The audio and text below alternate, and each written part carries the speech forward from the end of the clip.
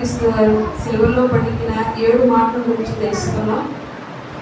అయితే ప్రతి మాట కూడా చాలా విలువైనదిగా, అది మన రక్షణార్థమైనదిగాను, ఆయన పలికిన ప్రతి మాట ఆయన సిలువ శ్రమను పొందుచు కూడా ఏమాత్రము కూడా ఆయన ప్రేమను ఎక్కడా కూడా తగ్గించుకొనక మన మీద ఆయన ఈ లోకానికి ఏ విధంగా వచ్చి ఉన్నారో ఆ దానిని ఎలా సమాప్తం చేసి ఉన్నారనేది మనం చూసి ఉన్నాం. అయితే మనం యేసుక్రీస్తు వారు ముందు వీళ్ళు సిలువ మరణానికి వెళ్ళే ముందు ఆయన పస్కా పండుగ దినమున వీరు ప్రధాన యాజకులను అలాగే శాస్త్రులు పరిసయ్యులు ఆయనను పట్టుకోవడానికి ముందు వచ్చి ఉన్నారనమాట. అయితే వాళ్ళు పస్కా పండుగ దినం వరకు కూడా వేచి చూశారు.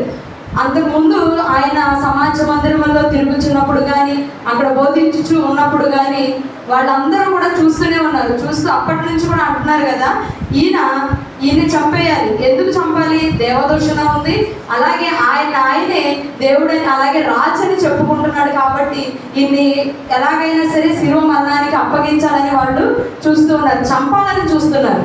అయితే ఆయన ఎప్పటికప్పుడు అక్కడ వాళ్ళు గుమ్మిగా కూడినప్పటికీ కూడా అక్కడక్కడ కనపడకుండా ఆయన బోధిస్తూనే ఉన్నాడు. ఎందుకంటే సమయం రాలేదు కాబట్టి ఆయన బోధిస్తూ తప్పించుకుని వెళ్ళిపోతూ ఉన్నాడు అనమాట.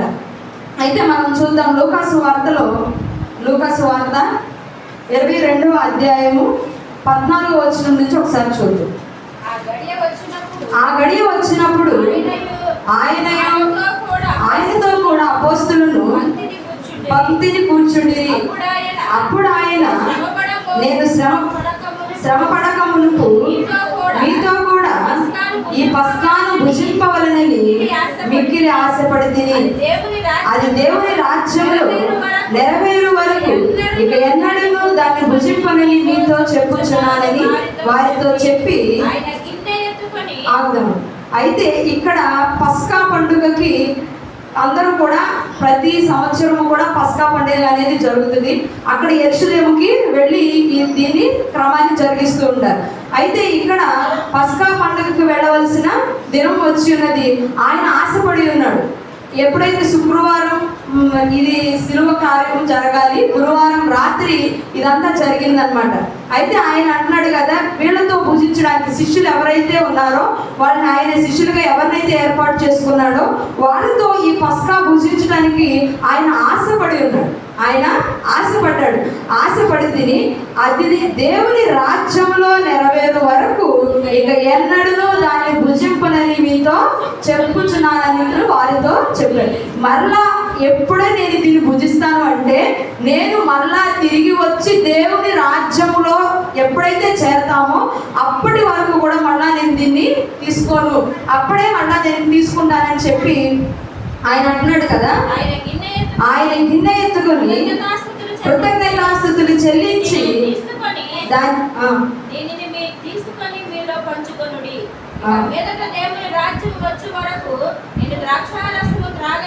మీతో చెప్పుచున్నాను నేను.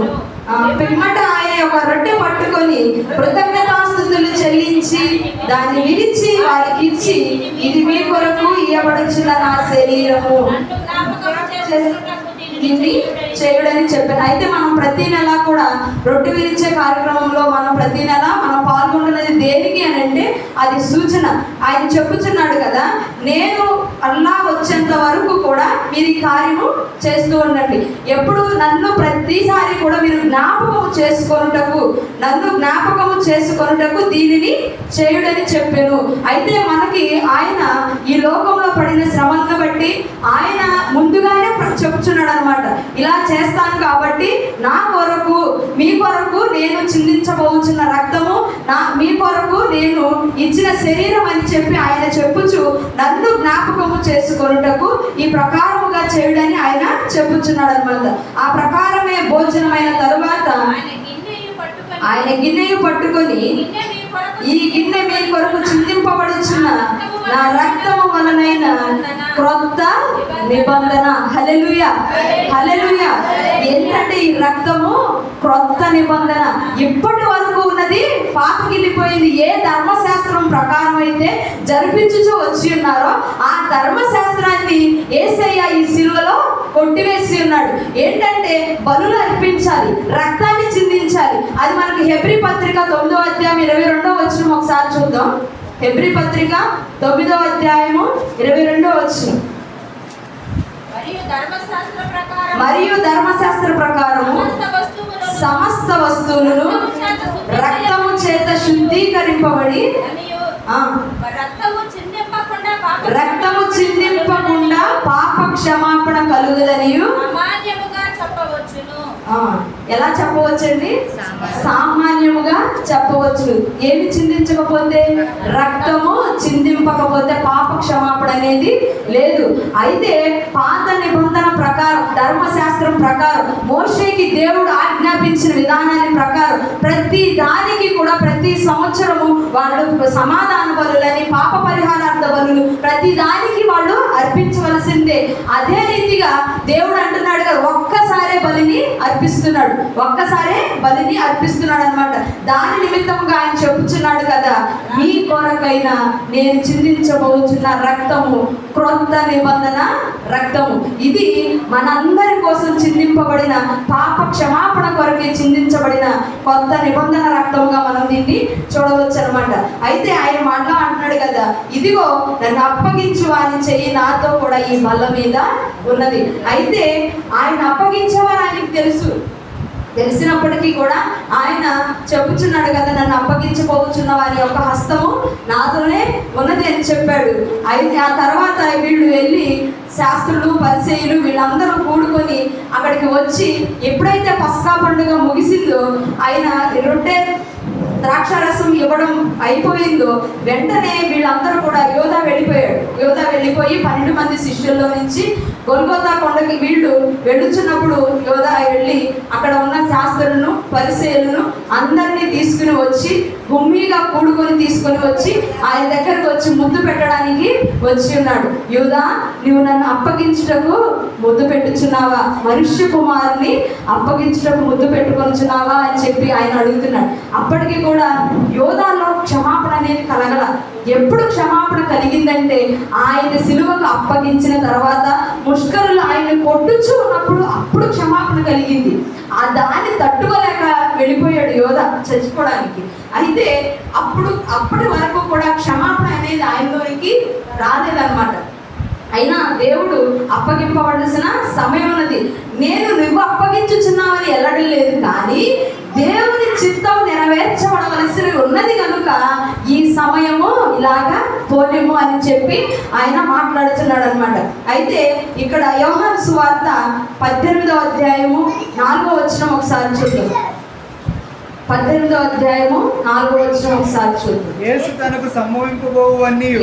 తనకు సంభవింపబోవునవన్నీ ఎరిగిన వాడే వారి యొద్దకు వెళ్ళి ఎవరిని వెతుకుచున్నారని వారిని అడిగెను. వారు నజరేయుడైన యేసునని ఆయనకు ఉత్తరమియ్యగా యేసు ఆయన నేనే అని వారితో చెప్పాను. అయితే ఇక్కడ ఎవరైతే యోధా తీసుకుని వచ్చి ఉన్నాడో వీళ్ళందరూ కూడా ఆయన దగ్గరికి వస్తున్నారనమాట, వెతుక్కుంటూ వస్తున్నారు. వస్తూ ఉన్నప్పుడు నువ్వు నేనైతే ఎదురెళ్తామా? నన్ను చంపడానికో వస్తే మనమైతే ఎదురవుతామా? ఎంత మాత్రం కూడా వెళ్ళం. ఆయన నజరేయుడైన దేవుడు కనుకనే, యేసు కనుకనే మన పాపములు ఆయన క్షమించబడాలి కనుకనే, ఆయన రక్తంలో కడగబడాలి కనుకనే ఆయన వెళ్తున్నాడు. మీరు ఎవరిని ఎదుగుచున్నారు? ఆయనే ఎదురెళ్ళాడు.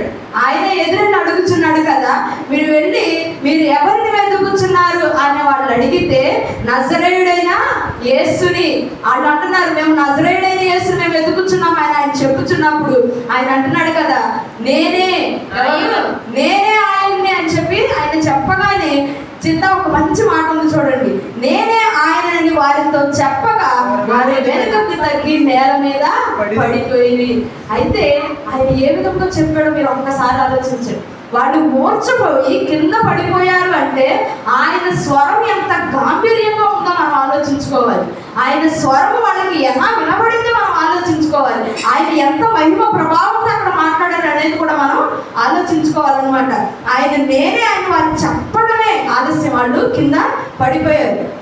అయితే ఆయన అన్నాడు కదా, నేనే ఆయన అని చెప్పి ఆయనతో ఉన్న శిష్యులందరినీ కూడా, మీరు వెతుకుచున్నది నజరేయుడైన యేసునే కదా, ఆయన నేనే, కాకపోతే నా చుట్టూ ఉన్న నా శిష్యులు ఉన్నారే, వీళ్ళు విడిచిపెట్టండి, వాడిని పోనివ్వండి చెప్పుచున్నాడు. ఆ మాట ఎందుకు చెప్పుచున్నాడంటే, నీవు నాకు అనుగ్రహించిన వారిలో ఒక్కరినైనాను నేను పోగొట్టుకోనలేదని ఆయన చెప్పిన మాట నెరవేరినట్లు ఇది జరిగేను. అయితే ఎప్పుడైతే శిష్యుని ఏర్పాటు చేసుకుని ఉన్నాడో, ఆ శిష్యుల్లో ఎవరిని పోగొట్టుకోవడం ఆయనకి ఇష్టం లేదు. మనందరినీ కూడా ఆయన శిష్యులుగానే ఏర్పాటు చేసుకున్నాడు. ఆయన చెప్పుచున్నాడు కదా, సకల ప్రాంతాలకి వెళ్ళి నాకు అందరినీ కూడా మీరు శిష్యులుగా చేయుడి అని. అదే విధంగా అందరినీ శిష్యులుగా చేసుకున్న వారిలో ఏ ఒక్కరు కూడా నశించుకోవడం ఆయనకి ఇష్టం లేదు. ఆయనకి ఇష్టం లేదు కనుకనే ఆయనలాగా చెప్పుచున్నాడు అనమాట, వీరిని వెళ్ళనీయుడి, నన్ను మాత్రం పట్టుకోండి అని చెప్పి ఆయన చెప్పుచున్నాడు. అయితే వీళ్ళందరూ కూడా ఆయన మీద దుమ్మిగా పడి ఆయన్ని పట్టుకున్నారనమాట. వీళ్ళందరూ పట్టుకుని ఒకసారి లూకా సువార్త 22వ అధ్యాయం మనం ఒకసారి చూద్దాం. 22వ అధ్యాయము 22వ అధ్యాయము 66వ వచనం నుంచి ఒకసారి చూద్దాం. ఇందాక శివ చెప్పారు, ఉదయం కాగానే ప్రజల పెద్దలను, ప్రధాన యాజకులను, శాస్త్రులను సభ కూడి ఆయనను తమ సభలోనికి తీసుకొని పోయి, నీవు క్రీస్తు అయితే మాతో చెప్పుమని. అందుకు ఆయన, నేను మీతో చెప్పినా మీరు నమ్మరు, అదిగాక నేను మిమ్మల్ని అడిగిన ఎడల మీరు నాకు ఉత్తరం చెప్పరు. ఇది మొదలుకొని మనుష్య కుమారుడు మహత్యము గల దేవుని కుడి పార్శ్వమున ఆసీనుడగలని వారితో చెప్పెను. అందుకు వారు, అట్లయితే నీవు దేవుని కుమారుడివా అని వారు అడగగా, ఆయన మీరన్నట్టే నేనే ఆయనని వారితో చెప్పాను. మీరన్నట్లే నేను ఎవరిని?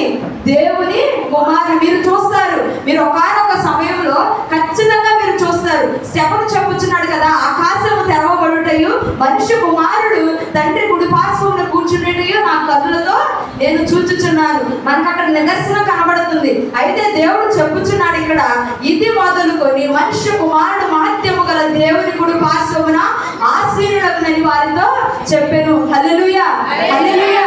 ఆయన చెప్పిన మాట నిరార్థకము కాలేదు అని మనం ఎక్కడ రూఢిగా నమ్మవచ్చునంటే, స్టెఫను చెప్పిన మాటను బట్టి మనం నమ్మవచ్చు అనమాట. అలాగే మార్కు సువార్త 14వ అధ్యాయము 62వ వచనం ఒకసారి చూసుకుందాం. అయితే 53వ దగ్గర నుంచి కూడా ఉన్నది ఏంటంటే, ప్రధాన యాజకులు, పరిసయ్యులు, శాస్త్రులు వీళ్ళందరినీ పట్టుకుని తీసుకొని వస్తూ అక్కడ అంటున్నాడు కదా, ప్రధాన యాజకులను మహాసభ వారందరూ యేసును చంపింపవలనని ఆయన మీద సాక్ష్యము వెతుకుచుండిరి. అయితే ఆయన మీద నేరాన్ని మోపాలి. ఆయన ఏ నేరం ఉందని మోపగలరు? ఆయన హింసించలేదు, ఎవరిని దూషించలేదు, అబద్ధం ఆడలేదు, ఎవరిని కొట్టలేదు, తిట్టలేదు, ఎవరిని కూడా ఏమీ చేయలేదు. ఆయన చెప్పిన మాట ఏంటంటే, సమాజ మందిరంలోను ఆయన కూడిన ప్రతి చోటను కూడా గొర్రెపిల్ల రక్తము చేత మీరు కడగబడాలి, అందరికీ కూడా పాప క్షమాపణ రావాలి, తండ్రి యొక్క స్వాస్థ్యాన్ని పొందుకోవాలి అని చెప్పి ప్రతి చోట కూడా ఆయన ప్రచారం చేస్తూ వచ్చి ఉన్నాడు. అది వీళ్ళకి నచ్చరా, వాళ్ళ మతస్థులకి నచ్చరా. వాళ్ళు అక్కడ మతాన్ని చూపించారు. యోధా మతస్థులు అందరూ కూడా వాళ్ళు ఏ నియమాన్ని అయితే కట్టుబడి ఉన్నారో ఆ నియమానికే కట్టుబడి ఉంటారు. వీళ్ళు అంటున్నారు కదా, దేవదూషణ చేసి ఉన్నాడు అని చెప్పి. దాన్ని మనం అక్కడ మన లేఖనాల్లో చూసుకుని ఉంటే, లేవియా కాండంలో 24వ అధ్యాయం 16వ వచనంలో చెప్తారు కదా, దేవదూషణ చేసిన వాడు రాళ్లతో కొట్టబడి చంపాలి. దేంతో? రాళ్లతో కొట్టి చంపాలన్నమాట. ఆ విధంగా ధర్మశాస్త్రాన్ని పట్టుకుని వీళ్ళు యేసుని చంపడానికి చూస్తున్నారు. అయితే వీళ్ళు రెచ్చగొడతా ఉన్నారనమాట. అందులో పాపం ఏం పోపాలని ఒకరికొకరు వెతుక్కుంటున్నారు. కానీ వెతికినారు కూడా వాళ్ళకి ఏ నేరం కనబడలేదంట. కనబడకపోతే వాళ్ళు అంటున్నారు కదా, అనేకులు ఆయన మీద అబద్ధ సాక్ష్యము పలికినను వారి సాక్ష్యములు ఒకదానికి ఒకటి సరిపడలేదు. వాళ్ళు ఎన్నో ఎత్తుకున్నారు. ఎందుకు? వాళ్ళు ఏం చెప్పగలరు? డబ్బులు ఇచ్చి కొనుక్కొని తెచ్చుకున్నారు వీళ్ళందరినీ సాక్ష్యం చెప్పడానికి. నీవు కళ్ళారా చూడగలిగితే వీళ్ళు చేస్తున్నప్పుడు, ఈయన చంపుతున్నప్పుడు నేను చూసేదని చెప్పడానికి మనం సరిపోతాం. కానీ వీళ్ళెవరు? డబ్బులు పెట్టి తెచ్చుకున్న వాళ్ళు ఈయన ఒకటి చెప్తుంటే వాడొకటి చెప్తున్నాడు, వాడొకటి చెప్తుంటే వీడు ఒకటి చెప్తున్నాడు. చెప్పినాక అదేమైతుంది? సరిపోవట్లేదు అనమాట. అది సరిపోక వీళ్ళు అప్పుడు వారిలో కొందరు లేచి చెప్తున్నారు కదా, చేతి పని అయిన ఈ దేవాలయమును పడగొట్టి 3 దినములలో చేతి పని కాని మరి ఒక దేవాలయమును నేను కట్టుదనని వీడు చెప్పుచుండగా వింటిమని ఆయన మీద అబద్ధ సాక్ష్యము చెప్పి, కానీ అలాగైనను వీరి సాక్ష్యము సరిపడలేదు.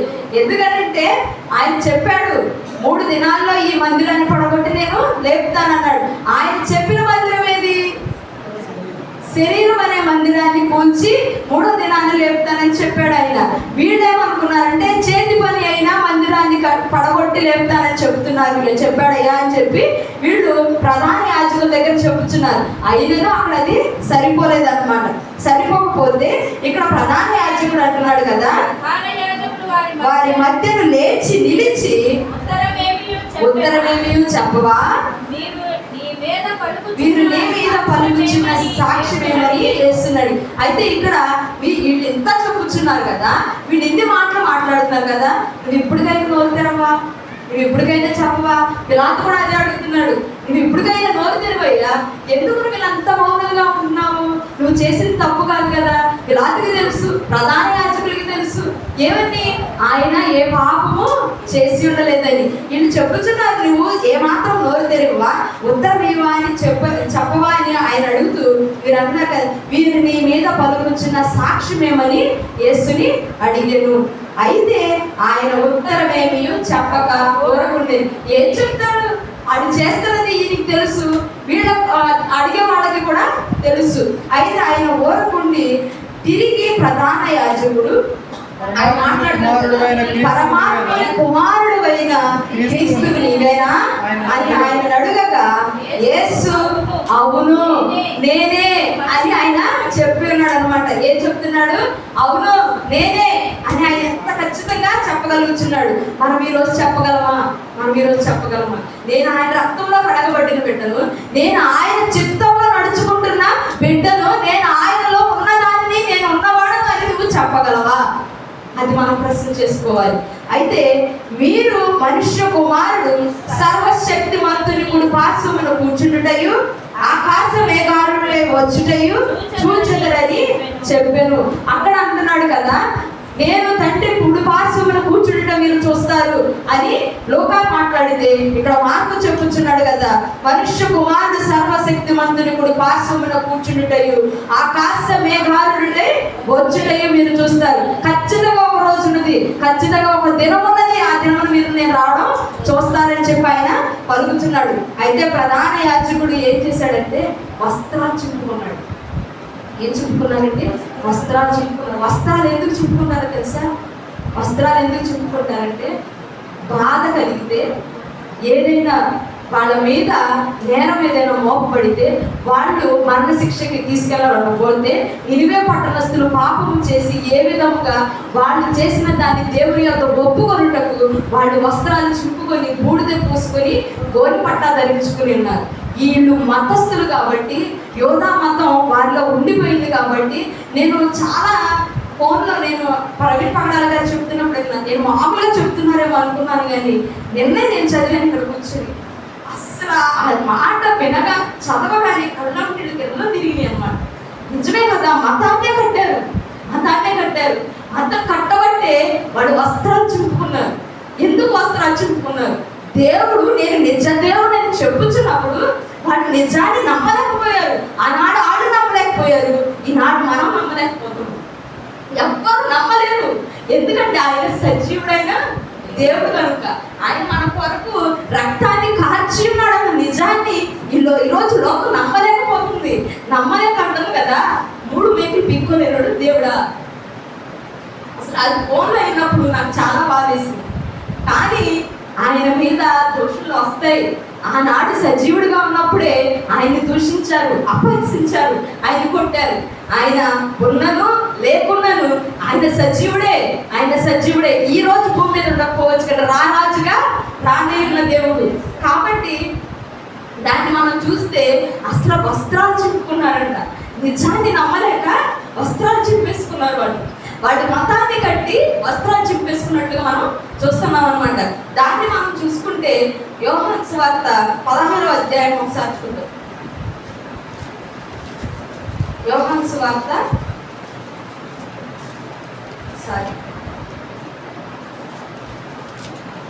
18వ అధ్యాయము 28వ వచనం నుంచి ఒకసారి చూద్దాం.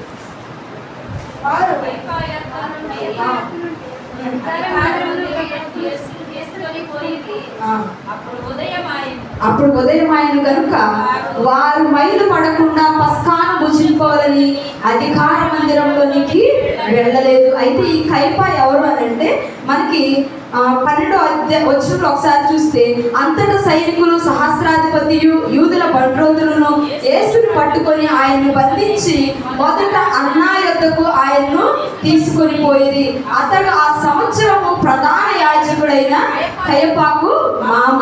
ఎవరండి ఈయన? ప్రధాన యాజకుడు యొక్క మామగారు అనమాట. ఈయన యొద్దకు తీసుకెళ్లారు కదా.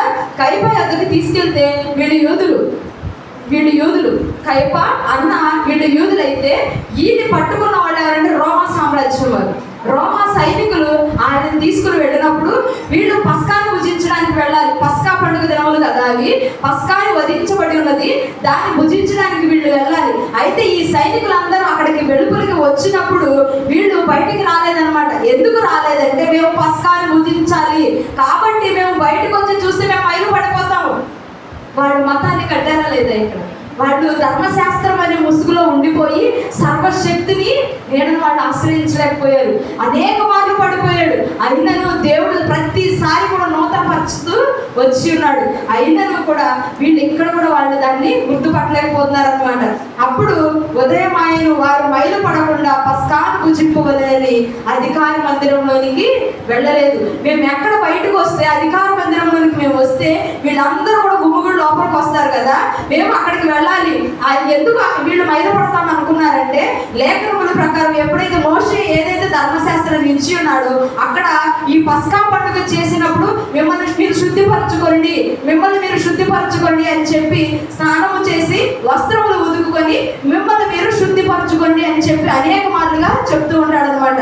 దాన్ని బట్టి వీళ్ళు మేము మైలు పడిపోతాం అని చెప్పి వీళ్ళు బయటికి రాలేదన్నమాట. బయటికి రాకపోతే అప్పుడు పిలాతు వచ్చి ఉన్నాడు. పిలాతు వచ్చి, మీరు ఇతన్ని తీసుకొని పోయి మీ ధర్మశాస్త్రము చొప్పున అతనికి తీర్పు తీర్చుడనగా, యూదులు ఎవరికి మరణశిక్ష విధించుటకు మాకు అధికారము లేదు.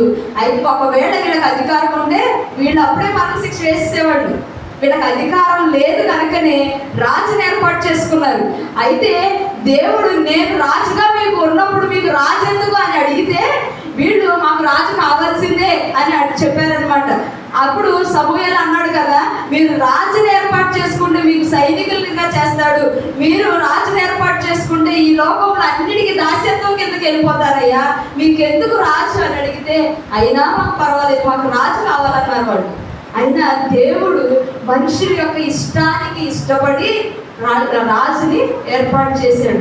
అప్పుడు సౌలుని రాజుగా వాళ్ళకి ఏర్పాటు చేశాడు అనమాట. ఈనాడు కూడా వీళ్ళు రాజుని ఏర్పాటు చేసుకుని దేవుడైన రాజుని ఇక్కడికి తీసుకొచ్చి వాళ్ళు మాట్లాడుతున్నారు కదా. వీళ్ళు శిక్ష విధించడానికి ఏ శిక్ష విధించాలో మరణ శిక్ష విధించడానికి మాకు అధికారం లేదు, కాబట్టి నువ్వే ఆ శిక్షను విధించమని చెప్పి పిలాతుకి అప్పగించారు. 33 నుంచి చూస్తే, పిలాతు తిరిగి అధికార మందిరంలో ప్రవేశించి యేసుని పిలిపించి, యూదుల రాజు నీవేనా ఆయన అడగగా, యేసు ఎంతటి నీవే ఈ మాట అనుచున్నావా, లేక ఇతరులు నీతో నన్ను గూర్చి చెప్పిరా? పిలాతుని అడుగుచున్నాడు. అయ్యా, నువ్వు నన్ను యూదుల రాజు అని పిలుస్తున్నావు కదా, మరి నీకు తెలుసా నేను ఎవరో నీకు తెలుసా, నేను యూదుల రాజుని నీకు తెలుసా అని పిలాతుని అడిగినప్పుడు ఆయన అంటున్నాడు కదా. అందుకు పిలాతు, నేను యూదుడనా ఏమి? నేను యూదుడు కాదు కదా, నువ్వు రాజు అని నాకు తెలియడానికి. మీ వాళ్ళు అంటున్నారుగా యూదుల రాజు అంటే నువ్వు చెప్పుకుంటున్నావని, అదే నేను మాట్లాడుతున్నాను. నువ్వెవరో నాకు తెలియదు, నువ్వు రాజు అని నాకు తెలియదు అని చెప్పి పిలాతు మాట్లాడుతున్నాడు అనమాట. యూదుడునా ఏమి? నీ స్వజనము ప్రధాన యాజకులు ఎవరు అప్పగించారు? స్వజనమే, ఆయనతో ఉన్నవారే. ఆయన ఏ జాతిలో అయితే, ఏ దేవులో అయితే పుట్టి ఉన్నాడో ఆ స్వజనమే ఆయన్ని అప్పగించారు. యోధా వంశం వారే ఆయన అప్పగించారు. అసలు వాళ్ళు తట్టుకోలేకపోయారు. ఈయన చేస్తున్న ప్రతి ఒక్క కార్యమును కూడా వాళ్ళు తట్టుకోలేకపోయారు అనమాట. ముందుగానే ఒక వారం రోజుల ముందుగానే వాళ్ళు ఏం చెప్పారు? యూదుల రాజుకి జయము, సర్వోన్నత స్థలములో దేవునికి మహిమ కలుగును కాక అని ప్రకటించుచూ వచ్చిన వారే ఆ స్వజనమే తీసుకొచ్చి ఆయన్ని అప్పగించారనమాట. అప్పగించి నీవేం చేసినవని అడుగగా యేసు, నా రాజ్యము ఈ లోక సంబంధమైనది కాదు. ఆయన రాజ్యము ఈ లోక సంబంధమైనది కాదని ఆయన చెప్పుచున్నాడు. అందుకే ఎవ్వరు కూడా ఆయన్ని గుర్తించలేకపోతున్నారు. ఈ లోక రాజుకైతే ఒక కిరీటం ఉంటుంది, ఈ లోక రాజుకైతే ఒక సింహాసనం వేసి ఉంటుంది. అది వీళ్ళు అందరూ కళ్ళారా చూస్తారు, కానీ ఈ రాజు ఏర్పాటు చేసిన సింహాసనాన్ని ఎవరు చూడలేకపోయారు. ఆయన ధరించిన కిరీటాన్ని ఎవరు చూడలేకపోయారు. నేను నీకు నీతి కిరీటం ఇస్తానంటే, నేను నీకు జీవ కిరీటాన్ని ఇస్తానంటే ఎవ్వరు దాన్ని చూడలేకపోతున్నారు. దాన్ని చూడలేక, దాన్ని తట్టుకోలేక వాళ్ళు అంటున్నారు కదా. అప్పుడు ఈయన తీసుకెళ్ళి అప్పచెప్తే, నా రాజ్యం ఈ లోక సంబంధమైంది కాదయ్యా, నా రాజ్యము ఈ లోక సంబంధమైనది కాదు అని చెప్పి, నా రాజ్యం ఈ లోక సంబంధమైనదైతే నేను యూదులకు అప్పగింపబడకుండానట్లు నా సేవకులు పోరాడుదురు కానీ నా రాజ్యం ఈ అలోక సంబంధమైనది కాదు. నేను ఒకవేళ ఈ లోక సంబంధమైన రాజునే అయితే, ఈ లోక సంబంధమైన రాజ్యాన్ని నేను ఏర్పాటు చేస్తే, నా స్వజనమైన నువ్వు ఎవరైతే చెప్తున్నావో ఆ యూదులే సైనికులుగా వచ్చి పోరాడతారు కదా, ఆ యూదులే మీ దగ్గర తీసుకురారు కదా, నీ దగ్గర తీసుకొచ్చిన వాడితో వాళ్ళు పోరాడతారు కదా అని చెప్పి ఆయన మాట్లాడుతున్నాడు. ఇది నేను ఏర్పాటు చేసే రాజ్యం ఇహ సంబంధమైనది కాదు, అది పర సంబంధమైన రాజ్యం, అది పరలోకంలో ఉండే రాజ్యం అని ఆయన చెప్తున్నాడు అనమాట. పిలాతు కాదని చెప్పారు. అందుకు పిలాతు, నీవు రాజువా మళ్ళా అడుగుచున్నాడు, నీవు రాజువా అని అడిగితే అని ఆయన అడుగక, యేసు నీవు అన్నట్టే నేను రాజునే, నేను రాజునే అని ఆయన చెప్పుచున్నాడు. దానికి మనం గర్వపడాలి. నా రాజు నాకు వస్తున్నాడు, నేను ఆయన సింహాసనం మీద దగ్గర ఉంటాను, ఆయన మహిమ రాజ్యంలో నేను ఉంటానని మనం సంతోషపడాలి.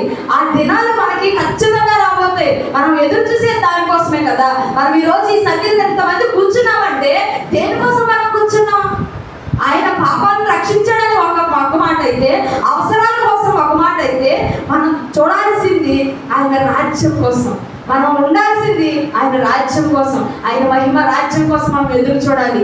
ఆయన ఇవ్వబోయే నీతి కిరీటాన్ని ధరించుకోవడం కోసం మనం ఎదురు చూడాలి. ఆయన ఇచ్చే జీవ కిరీటాన్ని మనం పొందుకోవడానికి మనం ఎదురు చూడాలన్నమాట. ఆ రాజును మనం ఎదుర్కొనే వారంగా ఉండాలి. పెండ్లి కుమారునిగా ఆయన వచ్చుచున్నప్పుడు వధువు సంఘమై మనం ఎత్తబడాలి, ఎత్తబడే సంఘంగా మనం ఉండాలి. మన ఆత్మీయ స్థితిని మనం మెరుగుపరుచుకోవాలన్నమాట. ఆ స్థితిగా ఆయన చెప్పుచున్నాడు కదా, నేనే రాజుని, ఈ లోకపు రాజుని కాదు, నేను పరలోకపు రాజుని. నాకు తండ్రి అవకాశాన్ని ఇచ్చాడు, తండ్రి నన్ను నిలవబెట్టాడు, తండ్రి నన్ను పంపించాడు. దేనికి పంపించాడు? రాజ్య స్థాపన నిమిత్తం ఆయన పంపించాడు.